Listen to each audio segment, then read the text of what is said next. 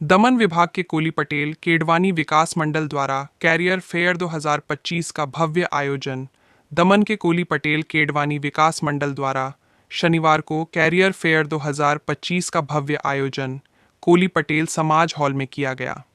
इस अवसर पर दमन जिला कोली पटेल समाज की अध्यक्षा चंचलबेन डाहिया भाई पटेल, दमन एवं दीव के सांसद उमेश भाई पटेल, कोली पटेल समाज के ट्रस्टी जयंती भाई पटेल तथा रोटरी क्लब दमन एवं तन्मय चैरिटेबल ट्रस्ट के अध्यक्ष दीपेश भाई शाह, खुर्शीद भाई मांजरा, कोली पटेल समाज के सेक्रेटरी मुख्य अतिथि के रूप में उपस्थित रहे।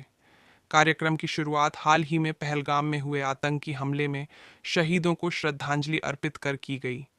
इसके पश्चात दीप प्रज्वलन कर कार्यक्रम का विधिवत शुभारंभ हुआ। कार्यक्रम को सफल बनाने में कोली पटेल केडवानी विकास मंडल, रोटरी क्लब दमन एवं तन्मय चैरिटेबल ट्रस्ट का महत्वपूर्ण योगदान रहा। कैरियर फेयर के दौरान गुजरात और महाराष्ट्र के विविध प्रतिष्ठित विश्वविद्यालयों एवं संस्थानों ने अपने स्टॉल लगाए, जहां विद्यार्थियों को स्नातक, स्नातकोत्तर, पीएचडी, मास्टर डिग्री तथा प्रोफेशनल कोर्सेज की विस्तृत जानकारी प्रदान की गई।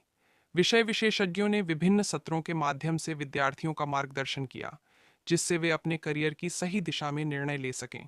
इस अवसर पर सांसद उमेश भाई पटेल ने कहा कि ऐसे आयोजन छात्रों के उज्जवल भविष्य के लिए अत्यंत लाभकारी हैं और भविष्य में भी इस प्रकार के कार्यक्रमों को नियमित रूप से आयोजित किया जाएगा।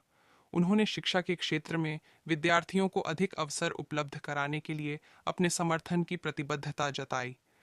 आयोजन का उद्देश्य विद्यार्थियों को शिक्षा एवं करियर संबंधी उचित मार्गदर्शन प्रदान कर उन्हें एक सफल भविष्य की ओर अग्रसर करना था।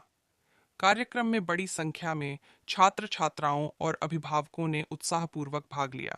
આ જે ફેર છે, આ જે એક આયોજન છે, એક સપનું છે અમારું। દીપેશભાઈ સાથે મારા ઘણા જૂના રિલેશન છે, એ મારા મિત્ર છે જ્યારે હું સાંસદ નહીં હતો। કારણ કે હું પણ એજ્યુકેશન સંસ્થા સાથે જોડાયેલો છું, 25 વર્ષથી સંસ્થા ચલાવું છું, એટલે મને પણ ખબર છે કે બાળકોને કઈ કઈ સમસ્યા આવે।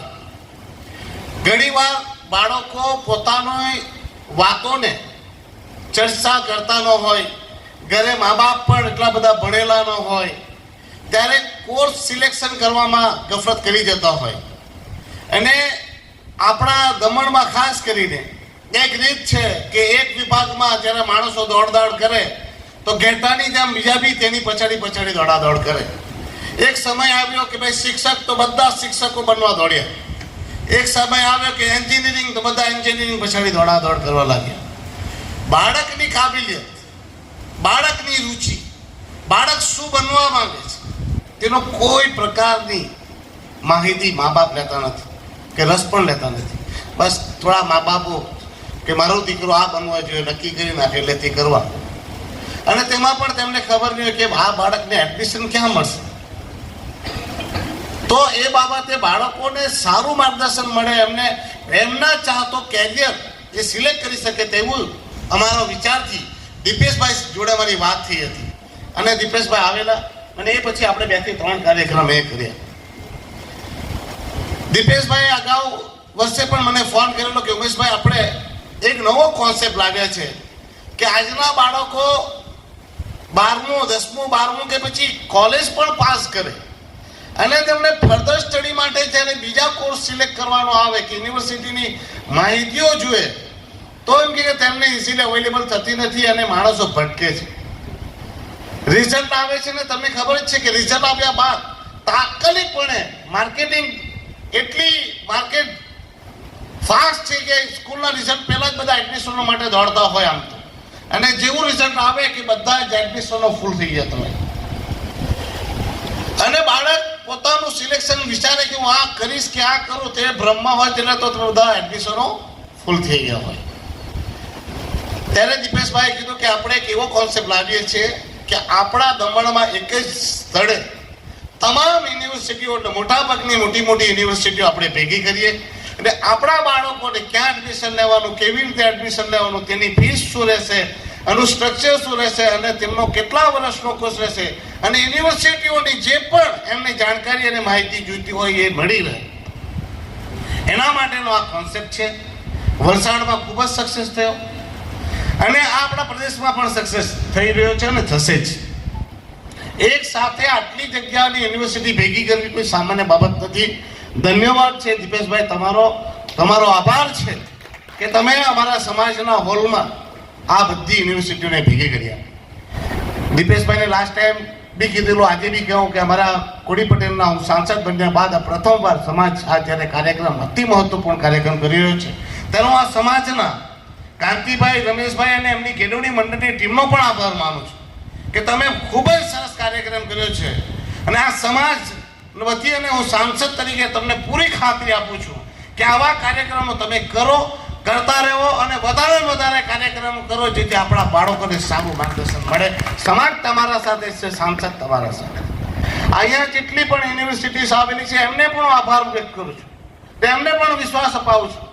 ચિંતા નહીં કરતા, તમને પણ કોઈ પણ પ્રકારની મદદ જોઈએ તો આ સમાજ, આ સાંસદ તમારા સાથે છે અને તમે સારાથી સારું માર્ગદર્શન આપજો. જેમ બને તેમ વધારે બાળકોને જો કંઈ અવગત થતું હોય તો તેમને પણ બેસાડીને સમજાવજો અને સારામાં સારું માર્ગદર્શન આપજો. બાકી એટલું જ કહેવાનું, આ કાર્યક્રમ ખૂબ જ સરસ છે. બોલવા માટે રહેતા લોકોને તો સમય ઓછો પડે પણ સાંભળવાવાળાને કંટાળો આવે તો એટલું જ કહીશ કે બધાને તમને ખૂબ ખૂબ શુભકામનાઓ. દમણના જે પણ કે આજુબાજુના વિસ્તારના જે પણ વિદ્યાર્થી મિત્રો હોય કે પેરેન્ટ્સ હોય એમને વિનંતી છે કે આ 3 દિવસ સુધી કેમ્પ છે એનો મહત્તમ લાભ લેજો અને તમારા મનમાં જે શંકા હોય એ શંકાનું નિવારણ કરજો. બાળકોને પણ ગાઈડન્સની કોઈ પણ માહિતી જોઈતી હોય તો તમારા શંકાના સમાધાન માટે દીપેશભાઈ બેઠા છે.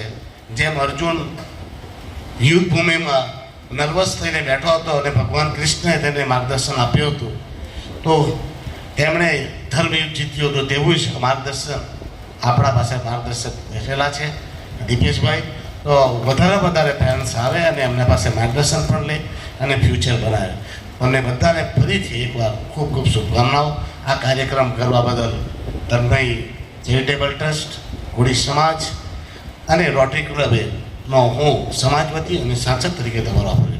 જય ભારત.